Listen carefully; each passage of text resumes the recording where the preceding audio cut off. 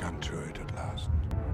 The great battle of our time. Just like Gandalf said, we've come to the end. The great battle for not just Amphibia and Earth, but for all other worlds. This is what I've been building up to, and I'm so excited to jump into this battle analysis.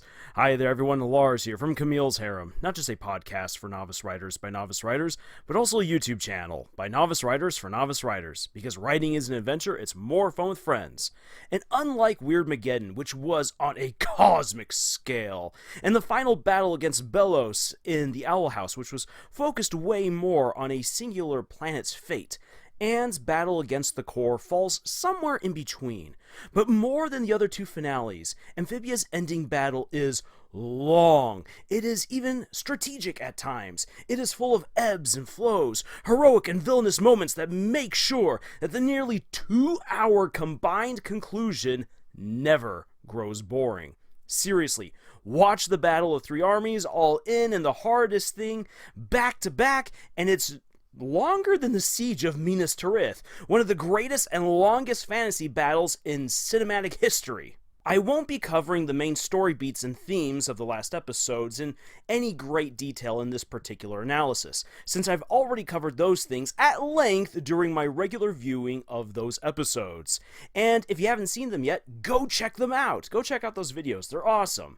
Instead, with this battle analysis, I want to evaluate how well Amphibia depicts a great ending climactic battle. Normally, I stress the importance of the setup for any fight and its consequences, how that's so crucial to telling a great story, making sure that that fight isn't just out there somewhere in the ether of your story and easily forgotten.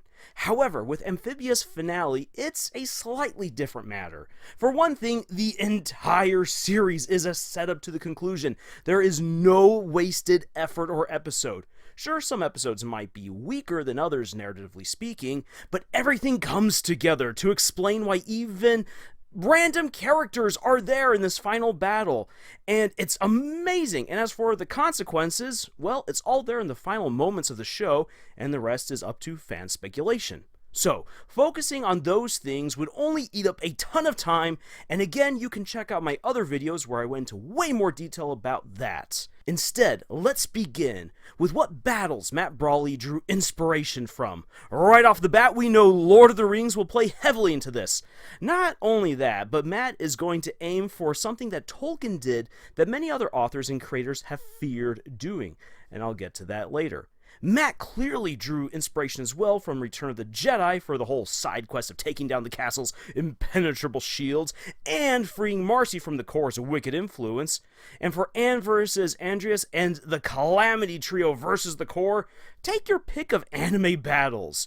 Though I'd say that Gurren Lagann definitely had an influence on the zany magic used at the end. With these sources of inspiration, the core controlling Marcy, the imminent invasion of Earth, Andreas' personal struggles, and finally rising to be the hero she was always destined to be, armies gathering across two worlds, frogs, toads, and newts united at long last, you know this battle has got to be epic. But, is it actually smart? One of the side quests in Amphibia was getting Tritonio to join the Resistance so they could have a strategic and tactical genius on their side for defeating the better equipped and seemingly inexhaustible Newtopian army. Tritonio was acquired and joined the team.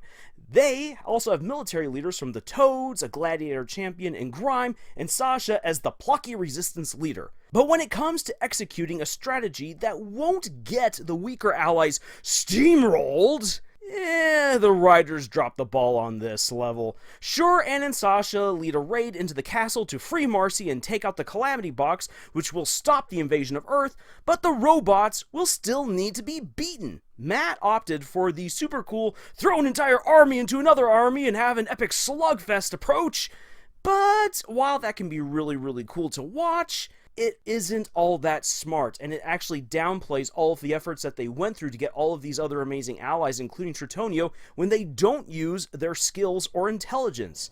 Instead, I feel like he was trying to go for a whole Ride of the Rohirrim moment, which Mrs. Kroger was epic, and her short speech did encapsulate an important theme of the show, but it didn't reach that same level of intensity. And no, it's not just because they lacked Howard Shore's killer soundtrack. You see, King Theoden, he was smart about what he did. He snuck in his armies right through the breaches in the Ramas, the wall surrounding the Pelenor fields. He positioned the Rohirrim in a place where they could not only flank the armies of Mordor, but drive them up against the walls of Minas Tirith, sandwiching them between attackers and defenders, and thereby destroying them, while also clearing a way to the city gates, allowing a city sortie to come out and hopefully break the entire siege. Boom! That's strategy. Instead, Anne and Sasha are sending their allied armies into the fray to be a gigantic punching bag that can fortunately punch back but is going to get pummeled. Yes, the heroes that we see all fight brilliantly well. I mean, this is a Disney cartoon after all. We can't actually show them getting killed, except for when we do.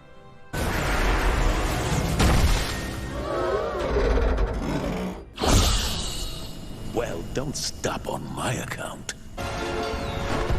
The moment Andreas enters the battle, it is a key visual to the fact that things are not right. The king doesn't just enter the middle of a battle so soon and leave his castle unprotected. He holds the entire allied army at bay while the girls make their way through his castle and into a trap.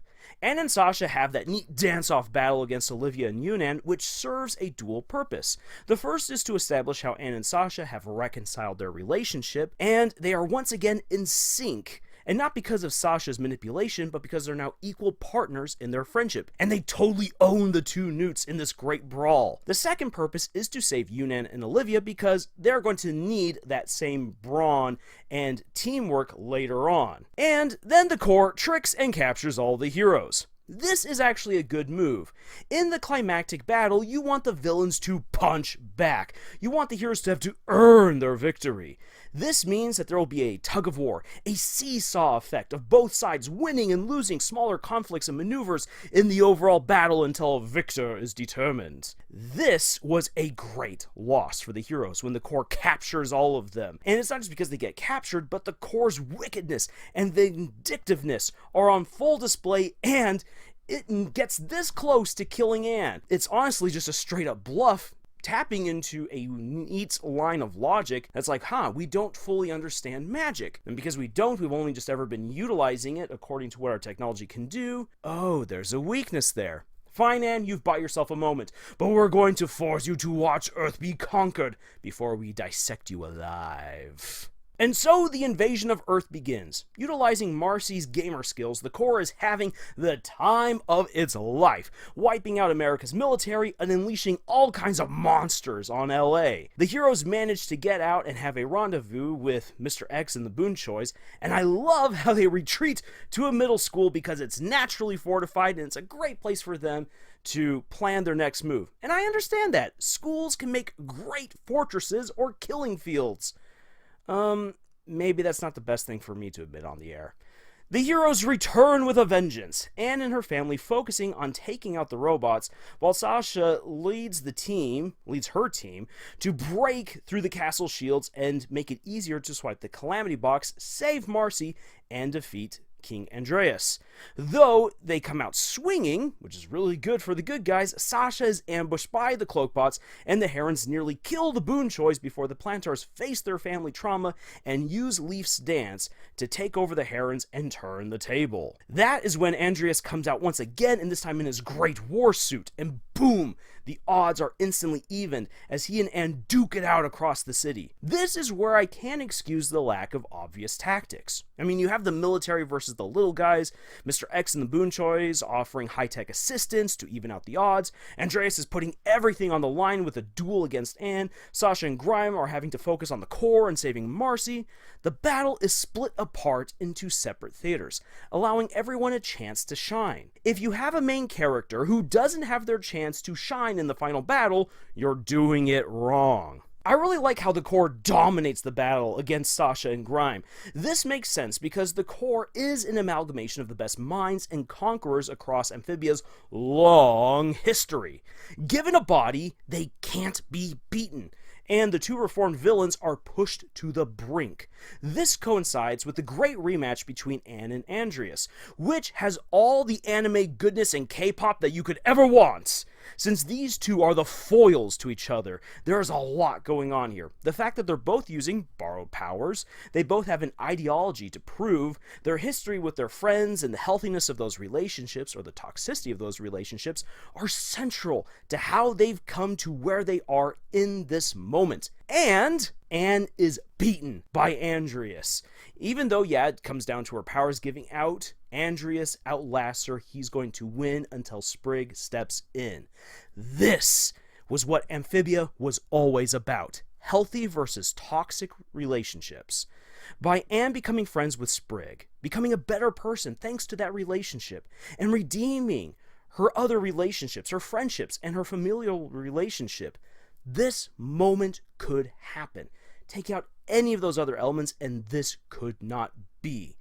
Because otherwise, Andreas wins. But because of how all these relationships in Anne's life have been saved, thanks to her relationship with Sprig, and how Sprig comes in at the end to literally save her, Anne is finally able to deliver the final blow against Andreas. This all distracts the core because of this amazing turn in events. The battle was going in Utopia's favor, but because of Sprig stepping on in, convincing Andreas not to fight, and then Anne going in to deliver the crushing blow, well, this distracts the core long enough for Sasha to have her one last chance to strike. And here she fully redeems herself by not aiming to kill, but to save Marcy. These combined actions end the invasion, and the heroes bring Utopia back to Amphibia. The large conflict has been concluded! Only then the core activates its final gambit and goes to crash the moon into the rest of the planets. Again, the push and pull between the two sides. This means that the girls must finally embrace their full calamity powers and unleash a can of whoop-ass on the core and its last army. This final battle within the climax is an unashamed, relentless celebration of the girls, Anne, Marcy, and Sasha, once again becoming best friends and being an unstoppable trio.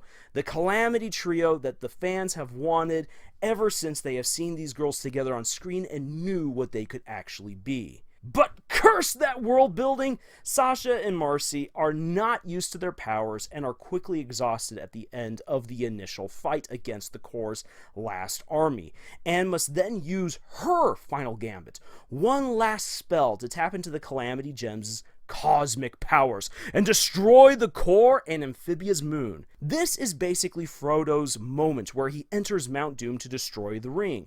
In this one grand action, the great evil is wiped out and the heroes survive. That is the exact same thing that Anne is doing right here. After that, this is the point where everyone got royally confused, because Matt went for his own Scouring of the Shire moment. The Scouring of the Shire is a small battle at the end of The Return of the King, not in the movie, but in the book, where the hobbits prove themselves worthy heroes and save their homeland. It was a spiritual adventure for Tolkien himself, bringing together all of the trilogy's themes to a beautiful and sad conclusion. That is what happens here. Anne dies. She then meets the three-stone deity and reaffirms the themes of good friendship, family, doing good, and continually improving. But unlike the Scouring of the Shire, this event was only lightly hinted at and only briefly set up. As a result, it feels like it's out of place with everything else. It took the fans a little bit after seeing the finale to come to grips with what they had just witnessed and to accept that it was a pretty nice addition to the finale. And then we have the teary-eyed farewell as the girls have to go home and the worlds move on. So what can we make of this final battle? It definitely executed the push and pull between the heroes and the villains excellently. Everyone had a chance to shine and no effort was wasted. And there were brief moments of respite for the characters, giving the story a chance to breathe, to catch its breath, before jumping back into the thick of things. The themes all came together fantastically, and the action was well written, well animated, well executed. However, among all of my praises for this finale, I have to acknowledge that the strategic side of the battles is totally missing. You have the basic outlines of plans, but for the most part, we just have masses of bodies thrown at each other. Sure, it looks cool, but it looks even better when you can see the heroes and villains being intelligent and competent, not just trying to overwhelm each other, but outthink each other on the battlefield. That was missing. And Sacrifice was also amazing, but the resulting meeting between the three-stone deity and herself needed to be set up better before this battle. The hints at the story's greater spiritual journey needed to be more than winks and two realization moments from Anne leading up to the finale. Having a better executed setup for the show's spiritual climax could have had the last 10 minutes be totally a tear-inducing experience, just non-stop crying from the catharsis and the beauty that we would have all been feeling, realizing just how important this meeting with the deity actually was, leading up to the tearful goodbye and then seeing how everyone moves on in just such a beautiful way. In comparison to stories like Gurren Lagann, Return of the Jedi, or The Return of the King, Amphibia's finale sadly does not measure up in terms of scope and intelligence in regards to its battle action. However, that should not take away how enjoyable this finale is, or how Herculean the task was for the writers and the animators to make nearly 2 hours of animated action, or how powerful the emotional payoff was at the very end of the story. For myself, rewatching the series just to make this video left me once again with tears in my eyes, reflecting on the show and its characters and reflecting on my own life and just feeling so fulfilled for having watched this incredible story. And that's something to consider. Your story doesn't need to be perfect to be impactful. It needs to be good, it needs to be well written to the best of your ability. You need to learn and grow as you develop your writing skills and implement the lessons that you can learn on your own and from others.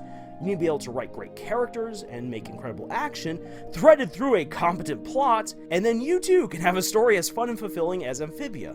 But it doesn't need to be perfect. Good luck trying to write a perfect story. Amphibia's last 3 episodes comprise some of the most ambitious endeavors in Western animation from what I have seen. It is mind-blowing what Matt Brawley and his team accomplished. It was wonderfully written, masterfully executed, and so much fun that I can excuse the lacking elements for what I look for in a great fight. This is why we have the rule of cool.